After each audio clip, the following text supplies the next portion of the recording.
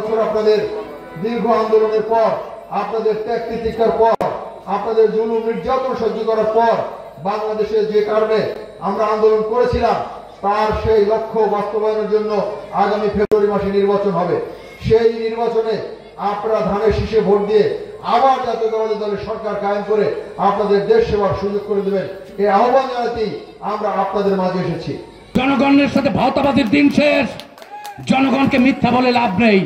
আমরাও বুঝি খ্যাপসা রেস্টুরেন্ট ধানমন্ডিতে, ভাই আপনারা ধানমন্ডিতে গেছেন?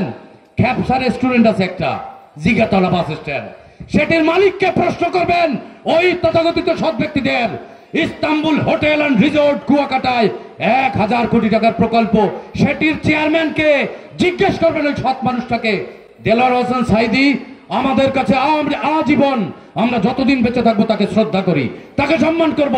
তিনি সততার রোল মডেল ছিলেন, কিন্তু সেই রোল মডেলকে বিক্রি করে আপনারা ইস্তাম্বুল করেছেন, আপনারা খ্যাপসা করেছেন, এটি কিন্তু আমরা জানি।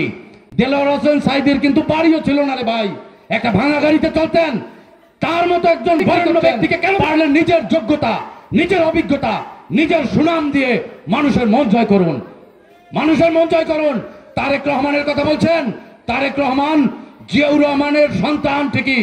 তারেক রহমান গত 17 বছর এই বাংলাদেশের প্রত্যেকটি জনগণের পাশে থেকে কাঁধে কাঁধ মিলিয়ে প্রত্যেকটি গ্রামের মানুষের খোঁজ খবর নিয়েছেন, মানুষের সাথে থেকে আন্দোলন করেছেন।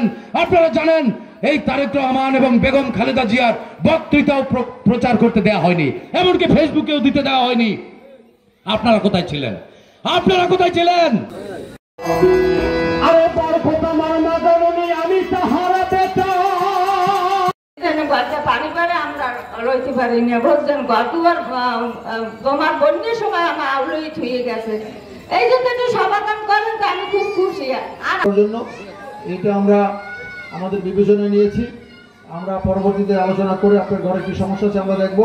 আপাতত আমাদের তরফ থেকে আপনাকে সামান্য শুভেচ্ছা আপনার সাথে আমরা দিলাম, এটা নিয়ে আপনি আপনার আপাতত সমস্যার সমাধান করুন, পরবর্তীতে আপনার ঘরের ব্যাপারে আমরা চিন্তা করবো এবং আপনার সাথে আলোচনা করবো।